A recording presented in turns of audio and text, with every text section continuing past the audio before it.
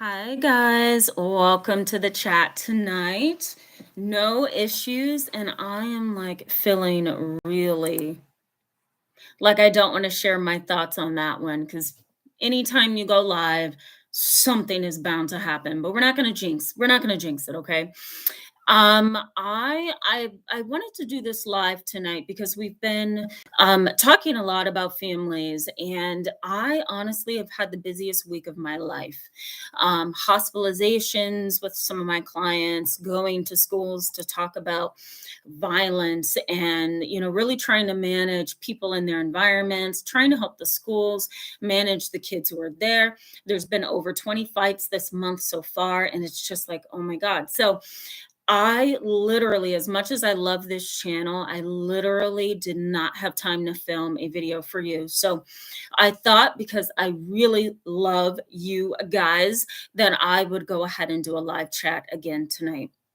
So this live chat tonight is going to be about the stages of change in terms of family dysfunction. Now, the stages of change really are used, more specifically with individuals who are dealing with addiction.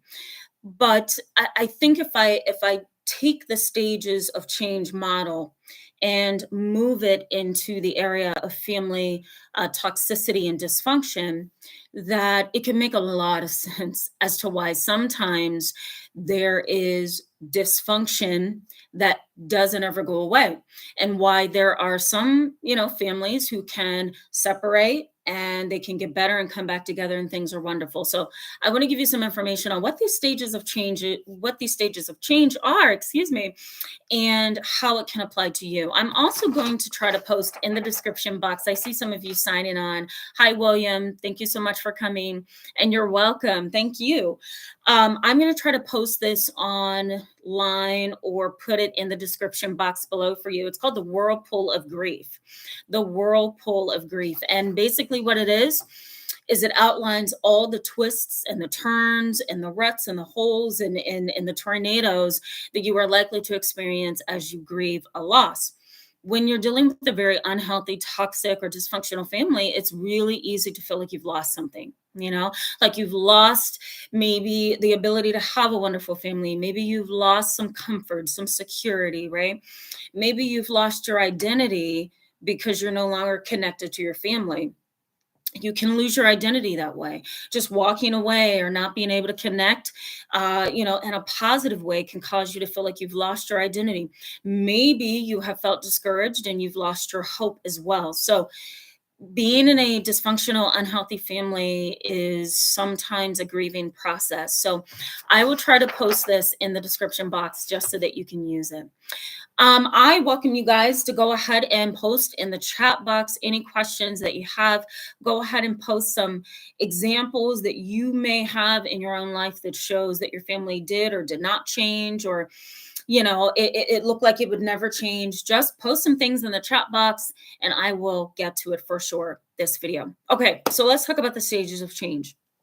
So let me give you the elements. So, stages of change, we go through different cycles. We can't necessarily say how long a cycle is going to be. And you understand what I'm talking about when I go through those stages with you. But we can't determine duration. We also can't determine if a person is really sincere in trying to change. And that is why it's really hard to deal with family members who are just not going to change, because they can never tell you, yes, I'm going to change. No, I'm not going to put my effort into this. Sometimes they even fall off. Maybe they're trying as they start out, and then they get into it and they're like, this is too much dedication, I can't continue this, and then they relapse. They don't stay on the journey to change. So we'll get into all of that, but let me give you what's called the 3 elements of change. And this is what happens in situations where change needs to happen. Okay, the first thing is readiness. You need to be able to identify that other individual's readiness to change. Hi, Emily, I see you there. Hope you're having an amazing day as well.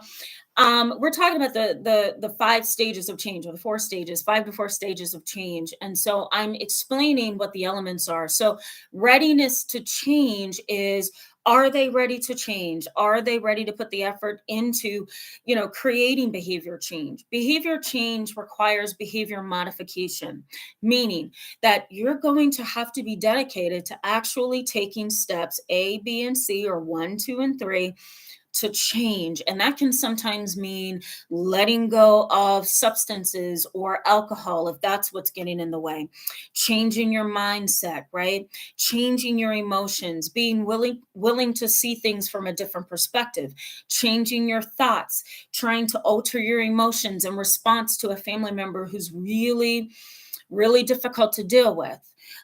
Maybe you can assess readiness by looking at their past behaviors. How have they really dedicated themselves to change in the past, right? How have they dedicated themselves to responsibilities and accountability in the past? So you want to be able to look at this family member and say, are you really ready to change? And if you assess that they're not ready, you might as well just cut it off right then and there. And I hate to say that, because I think family is beautiful when it can work.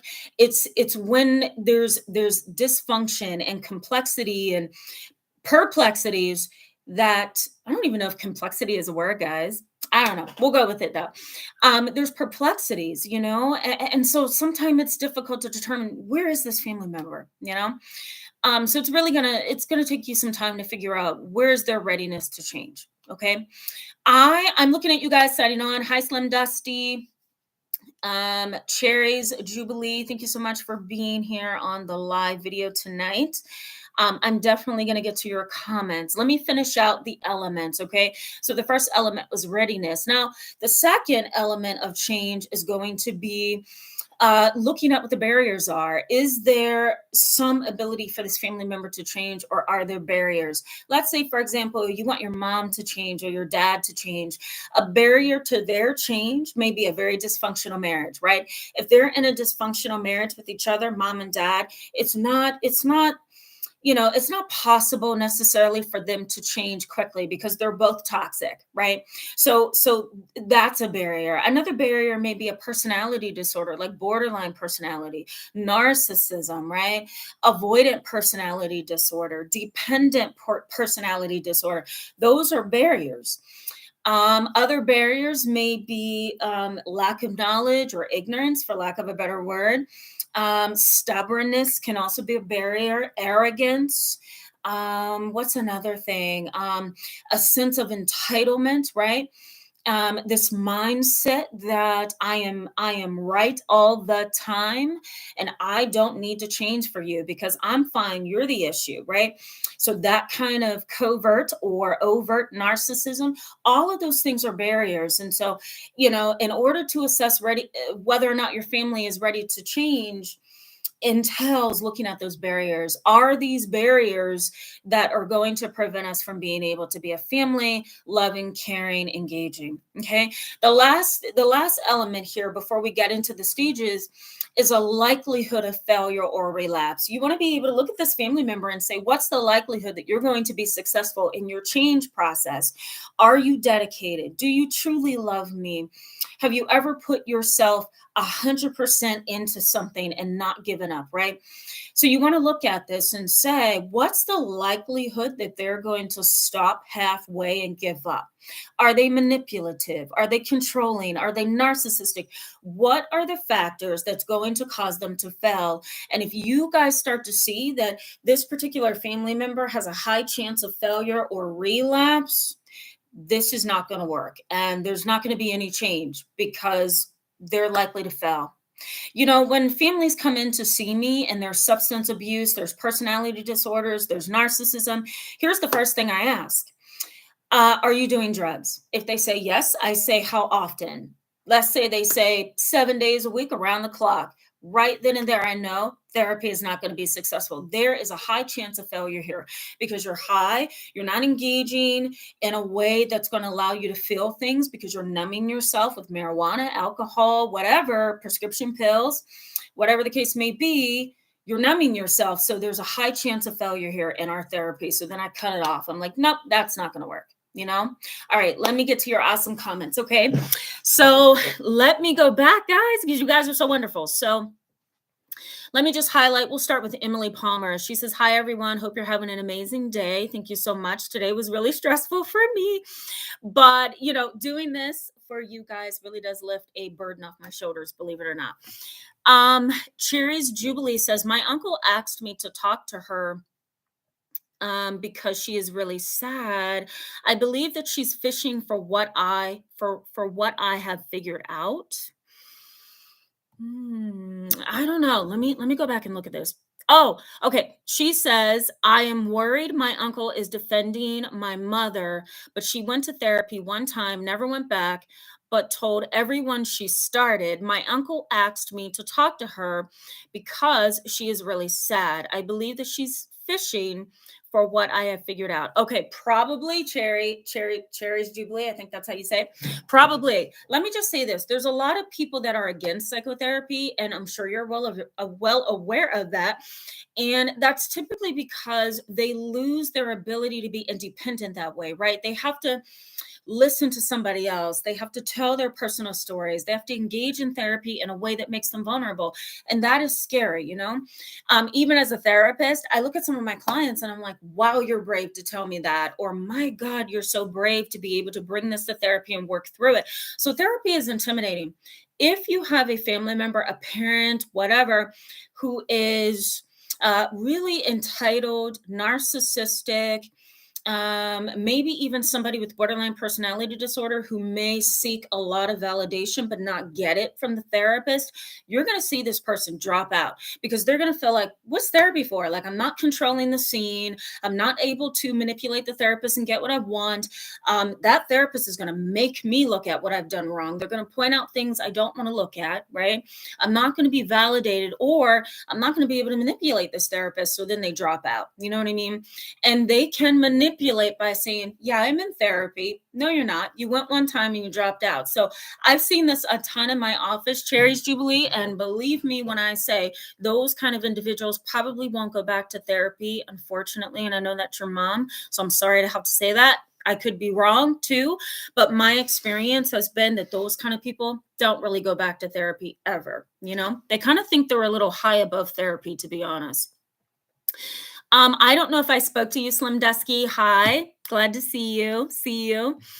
Amanda Mansfield says, "My grandmother never changed. I went no contact for a while. Now we live together, still minimum contact, but at least no conflict. I accepted she just wouldn't change." That is so mature of you. I like the fact that you've accepted she probably wouldn't change. I think it's better to do that, especially if the family member is way older than you.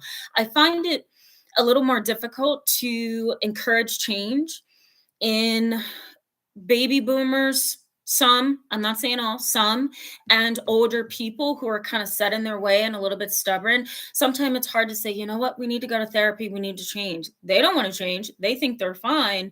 And sometimes they've just gotten in the groove of behaving and thinking like they do. They just say, you know what, there's no sense in me going to therapy. I'm not going to listen. I don't want to be here. And I'm going to go home and be myself at all times. So Amanda, I think you're saving yourself the heartache of like my most recent video was about being overly positive. You're saving yourself from that by saying, you know what, she's probably not going to change, and I need to accept that. You're kind of saving your heart from heartache. So I applaud you there.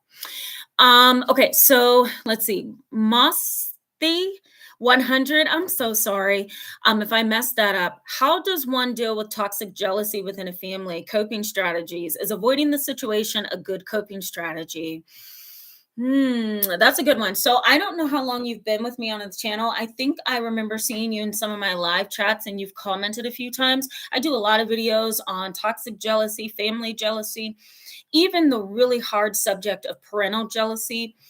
And I know in those videos I may come across as, oh my God, she's against parents. And I don't want you to take it that way. Really, I'm highlighting that small percentage of parents and family members who are jealous, harsh, disrespectful, disregarding. Okay. To your question, without painting, every family with a broad brush, I think when there's toxic jealousy, when there's parental jealousy, nothing is going to change unless that family member changes. You know what I mean? They need to be able to acknowledge and take accountability for what they're doing, and then set out to change. Jealousy is such a what's the word I'm looking for? It's such a intense emotion sometimes that it causes the person to not see you as a family member, and they distance themselves emotionally. They can become angry, they can become resentful, they can become what's the word that I'm looking for? Petty, condescending to you even. I mean, you can go through a host of changes with jealous family members, jealous parents. My suggestion is to, number one, do some self reflection and ask yourself, how much is this bothering me? Is this bothering my heart? Is this bothering my psyche?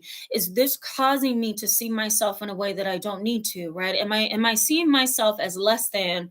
Am I making myself small because I want to be accepted by that jealous family member?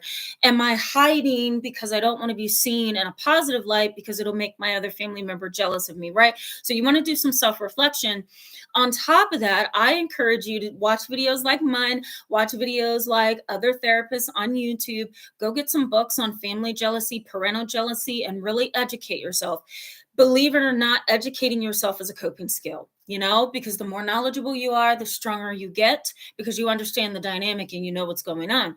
The other piece of that, and lastly, in terms of coping skills, I would get your own therapy, right? Learn some coping skills with your therapist if you can find someone that you really like and you really trust. That would be my suggestion. And watch my videos on this. I give some tips there too. Okay, so let me jump back into stages of change, and I'm going to get back to your wonderful comments, and we're going to wrap up around 9:45, 9:50 p.m. Eastern Time. So let me go through the stages of change. So the first stage of change that you are likely to see in your family after you have evaluated all those elements, the readiness to change in your family member, right? Those barriers that's going to prevent change, like personality disorders, severe mental illness. The other thing is failure to continue, right? So how likely are they to complete this without failure? So once you evaluate all those things, here's the stages of change that you want to be concerned with, okay?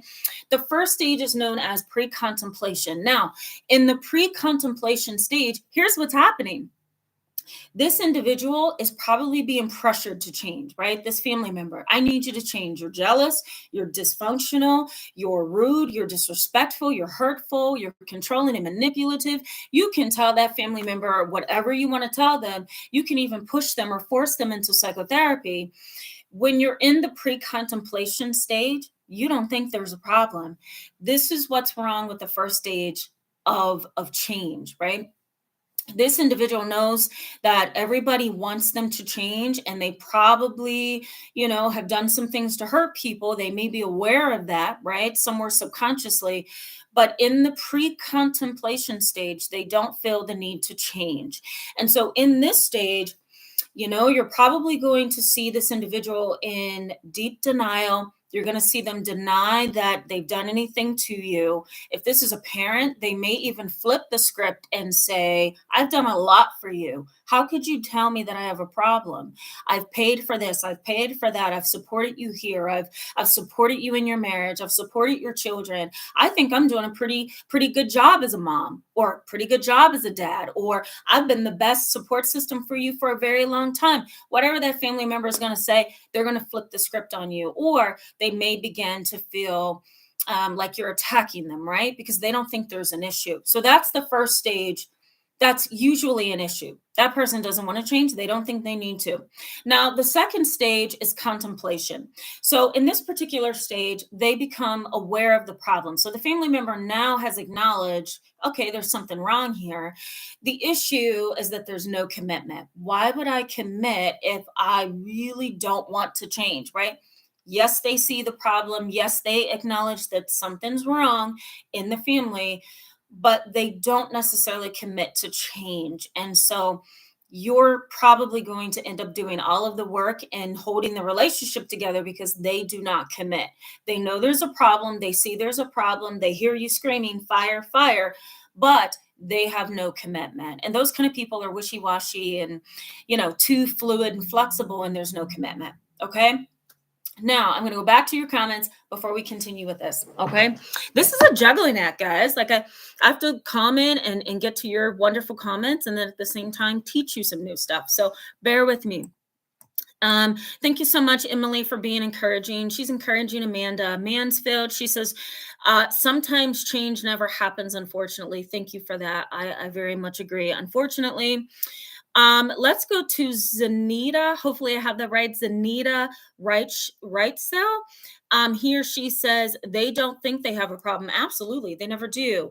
They go on to say, I rather hold myself to these standards of change. Absolutely. Absolutely. Totally get that. Emily Palmer says, I know Tamara Hill will have an excellent response to this, but I would say to mentally and emotionally detach yourself from toxic family members. She's talking to Mosty 100. So she's saying to you, I would save myself mentally and emotionally, detach yourself from toxic family members. Tamara has some recent videos on this topic. Thank you so much, Emily. I will hire you. I really will. You're awesome. Thank you.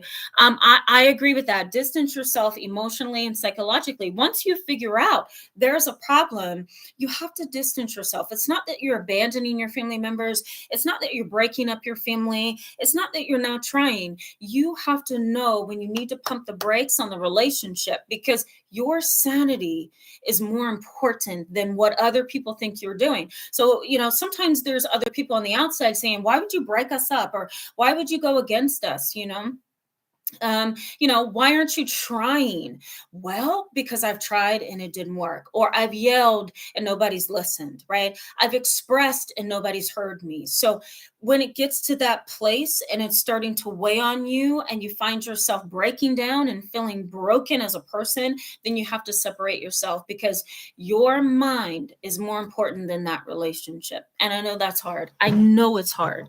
I've personally been there, and I professionally have been there almost Monday through Thursday when I'm in the office. I'm there all the time with people. Sometimes you do have to make that change. And Emily, you are correct. Okay, so I'm going to go back to this and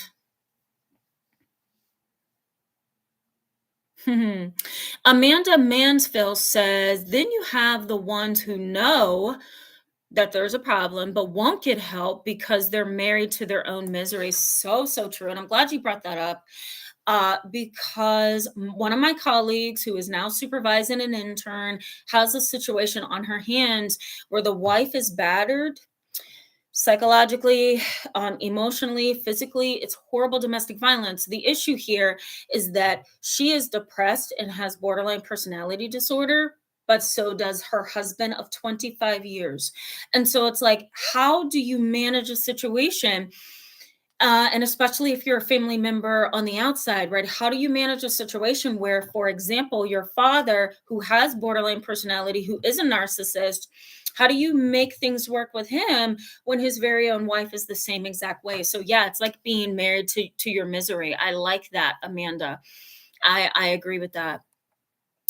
It really is hard to change. I think once you start seeing a husband and a wife having the same traits, you might as well kind of throw your hands up and give up, right? Because they become a duo, and that duo is almost like a shared psychosis. I talk about that on this channel. Go ahead and check that out if you want to know more about that. Okay. I'm going to keep going. Cherries Jubilee, you are awesome. Love your comments. Thank you, Emily Palmer. Love your comments. Mothsty 100. Rachel H says, you are amazing. Thank you so much. Thank you. She says, would you be willing to do a couples advice live where we can briefly explain what's going on and how to go about it? Oh my goodness. I think you gave me a new idea.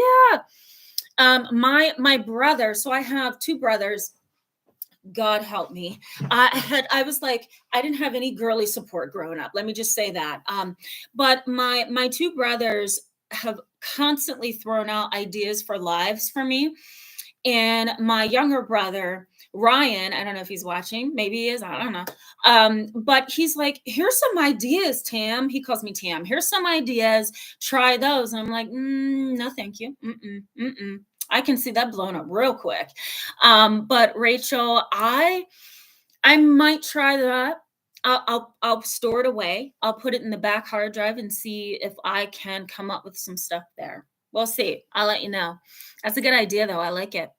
Um, Okay, Slim Dusty, I see you. And Amanda says, I just accepted that we have massive amounts of generational trauma. So this is Amanda, guys, talking about her family. She says, I've accepted that we have massive amounts of generational trauma. And the best thing I can do is focus on breaking the cycle within myself. 100%.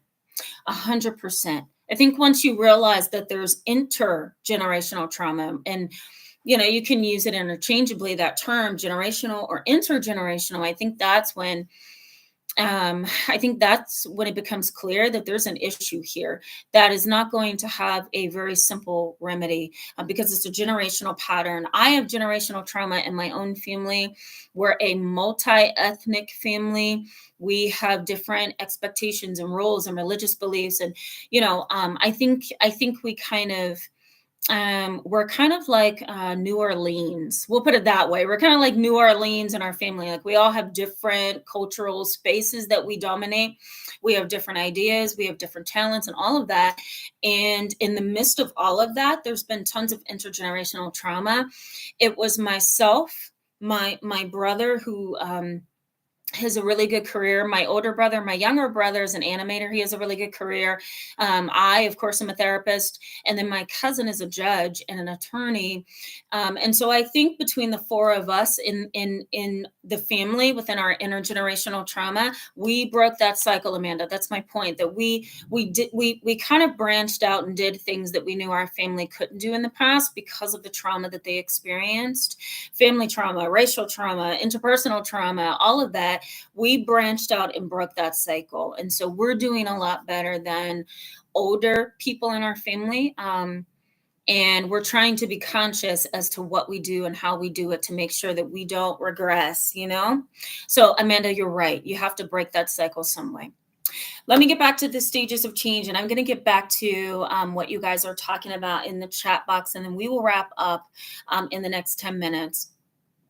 So let me go back to the stages of change. Okay. So we talked about pre-contemplation. We talked about contemplation. Let's talk about the preparation stage. Okay. So the preparation stage is basically this: there's a problem.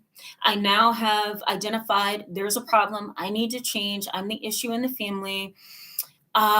So I'm going to have to change, right? So there's accountability in the preparation stage, and the family member actually begins to create a plan on how to change. Okay, I'm going to go to therapy 5 times a month. I'm, going to journal every 6 days. I'm going to take you out to dinner every night to show that I love you, right?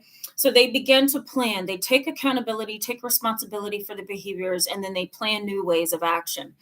This is a fantastic stage. The next stage is similar. It's called the action stage, and the family member actually begins to put things into motion, right? So we prepare to change in the last stage, and the next stage is the action stage. So let's put together let's put together a plan. Let's put together something to help us get along better, to change, to do better. And then in the next stage, which is the action stage, I'm going to actually start doing some things that's going to change my family. Okay. Here's where things can either get better or worse. Now, you may get a family member who kind of overdoes it, and then there's a new issue, right? Because they're trying too hard to prove to you that I'm trying to change. And that can become annoying. It could be, it could feel like they're being unauthentic. The list goes on. So, in this stage, in the action stage, where the family member is actually trying to do something, I think open communication and really being honest with the family member is a plus. Okay. Now, from the action stage, we have the maintenance stage. And this is where the family member has new behavior, right? They start doing things in a way that feels like they're not trying.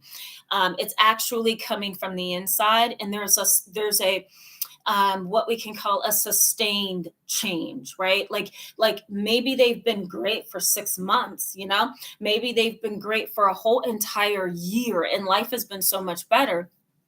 Things are looking up. Now, here's where things can take a drastic change. If the individual is not necessarily rooted in changing, so rooted and grounded in changing, they can relapse. Or a trauma can happen and they can relapse. Something bad can happen at work and they can relapse. Maybe you guys somehow, let's say if it's your mom, you guys are having a great conversation, but they make that one statement that makes you feel judged. Boom, that family member can relapse. And so here's the final stage of the change model is relapse. And that's where the person can become codependent again. They can start abusing you again. They can start manipulating and really triggering your anger and them getting angry as well, right? They can also start trying to control you in the relapse stage. And they can also push boundaries. There's a ton of things that this particular family member can do when they relapse. So let me just review briefly with you so you're on the same page with me. We have the pre-contemplation stage, which is nothing's wrong with me. You see it, everybody else sees it, they don't see it, they're in denial. The contemplation stage is the next stage, and it says, okay, I'm aware of the problem, but I'm not going to commit to changing. Okay. The next stage is the preparation stage. And this is the stage where, there's some accountability. They finally get it. They realize, okay, I need to do something. I need to go to therapy. I need to take medication. I need to get on some vitamins or some medication or something. Okay, so that's the preparation stage. The action stage, they start actually doing something. They put their plan into action. Then we have the maintenance stage where the behaviors may last for a certain duration of time and you actually feel that there's some change. And then lastly, if something goes wrong, then they relapse. Okay. Now, relapse doesn't mean it's a complete failure. They may have learned some really good and new behaviors. It's just something caused them to fall off and they need to be recharged, or they need to be pushed again in the direction of getting help and support. So these are the 5 stages of change, guys. Wait, is there 5 stages? 1, 2, 3, 4, 5, 6. There might be 6. Yeah, 6 stages of change. And like I said, I'm going to post this whirlpool of grief activity for you so that you can kind of see it. And maybe I'll do that live with you. We can do it together. It'll be like a therapy session or something. All right, let me get back to the chat box. Let me go back to Slim Dusky. Slim Dusky says, this is good info to learn. I've had to start being selective where I'd expend energy with family. It's comforting to hear it being talked about as being okay to do. I have felt guilty at times about whether I should be doing more. You know what, Slim Dusky? Yeah, I mean, this is why I have this channel because I want you guys to feel that it is actually okay to go through these things, and it's normal to experience these ups and downs in your family and your emotions and your mind. So I'm glad that you feel that this is normalized on the channel. That's what we want. That's therapeutic. I know also how it feels to look at your family and say, "Am I doing enough to change this dynamic?" My immediate family is good and we're close, and some extended family members are really close with me and me, them with me. But there are some other family members on my dad's side and even on my mom's side where we're just not connecting. And part of that is just because we have intergenerational trauma. It's patterns of behavior that's not healthy. And I, growing up, before I became a therapist, mainly as an adolescent, I felt guilty, right? Slim Dusky, I felt guilty like you're feeling. Maybe I'm not doing enough. And I realized over time, there's nothing much I can do but control me. I can't control them. So I'm going to have to learn how to live with the reality that you may not ever change. And then I'll hold out hope that you will. That's a different way to look at that. Amanda says, this is so validating. I'm really, really glad to hear that. Yes, that's what we want on the channel. Very powerful. Thank you, says Mothy 100. You're welcome. Absolutely. I'm going to skim. Slim Dusky. Thanks, Amanda. You guys are communicating with each other. That's wonderful to see. Okay, we're going to keep going. You're doing great at the juggling though. Thanks, Amanda. I mean, if I brought my kids to one of these labs, which I legally and ethically cannot do, who have ADHD, they would look more in control than me. Okay. That's telling you something. Like my thoughts are like all the time. And I'm literally not like this at home. I promise you. Okay. I'm going to keep going. Your comments are fantastic. Sindhu Caprio says, hopefully I got that right. Says, thank you, Tamara. Your understanding is so good. Just love you. I have a question. Thank you. That's so sweet of you. I have a question. Narcissism, I think, actually exists in groups. How to change people who exist in groups? Oh my God, that's such a great question. So if you go to YouTube, go to the search box, type in my video on shared psychosis. And I think there's a more recent one. I'll try to post it in the description box for you guys. But shared psychosis kind of comes from the idea that, you can have two people who share the same mentality because they're being influenced by the other person. So, shared psychosis is no longer called that in the diagnostic manual that we clinicians use, but we'll use it for this particular live chat. Shared psychosis basically says this, that one individual is not psychotic. There's two people. Okay, so one individual is psychotic, another one is not. The one who's not psychotic is being controlled and almost possessed by the one who is psychotic. They are really coming under the control of the individual who is more dominant, who has some really strong psychotic behaviors and thought patterns, and the other individual is coming under the control of the person who dominates the relationship. And so I'll post some videos so you don't have to search, but if you want to go ahead and search before I actually start adding information in the description box for you, go ahead and look at my video, Shared Psychosis.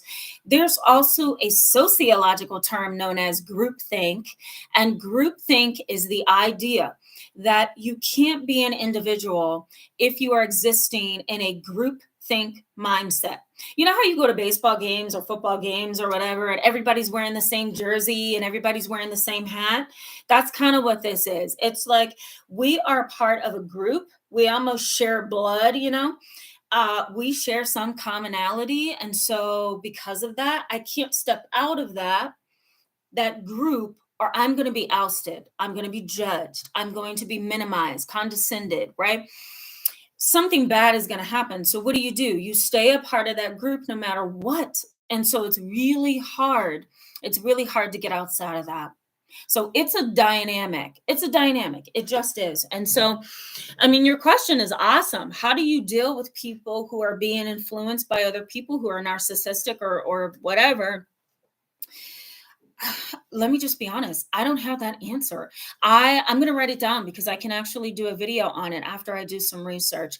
Honestly, if you were in my office and I were to give you an answer, I would say don't hold your breath, because it's really hard when somebody is in a group and they are being controlled, or they are being validated or supported by that group. It's really hard for them to step outside of it because you're the enemy. So that's tough. That's really tough, guys. But thank you for that question. It was wonderful. I'm going to show your comment, Cherries Jubilee. Not sure why that's on hide. I don't know. YouTube does some weird things.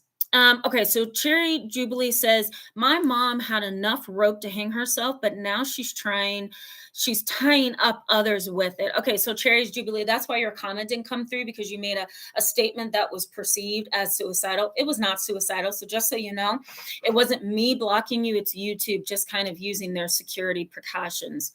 But when a family member has enough rope, right, they create so much drama. They have this long rope and they're wrapping everybody in it. That's where you want to step out of it. Cherries Jubilee, if I can offer you some suggestions or advice, you want to step outside of that and get yourself out of that, because somewhere that rope is going to come your way and you're going to get stuck in it, unfortunately. Those kind of people are like tornadoes. They're like tornadoes, and they take everything and anybody with it. You know what I mean? Or with them. Okay, we're going to keep going. Yes, Limdusky, Sindhu Caprio had a very good question, and it is very hard to do. How do you get out of that? It's really hard. I'm going to try to do a video. Hi, the right group, SEO. Yes, you finally made it. So glad to see you. Yeah, thank you for being here. I am over time as usual, so we're going to wrap up here in a little bit. I'm going to finish up these comments and then we'll wrap up. Slim Dusty says, help any family who are wanting change first and foremost. That way you can then team up to work together from there on. Yeah, I think I'm reading this right. So you're saying team up with somebody in the family that is willing to change, and then you can make progress from there. Slim Dusky, I think that's what you're saying. I 100% agree with that if that's what you're saying. I think it's good to team up and almost do like an intervention with family members who are unhealthy, dysfunctional, and problematic. Gather those people who want to work on changing the family system and the family dynamic, and then tackle the issue together. I think that's the best way to do it. As long as the person doesn't feel teamed up against, because you want to be careful. If you have a family member that has borderline personality disorder, you want to be careful that you're not making them feel ganged upon, right? Or teamed up against, because then you're going to lose them altogether. So you want to navigate that in the wise way. Dragon Man Sation or Sasson says, I'm late. No, you're not. I'm going off in the next like 4 minutes. So you made it. He or she says, my experience is that family does not get better. Ugh, that is hard. So let me just balance that out a little bit, because I think you made a comment on my most recent video. If you haven't, go check that out, guys. It's about overly positive, toxic positivity. Positive families who are overly toxic or overly positive, which creates toxicity.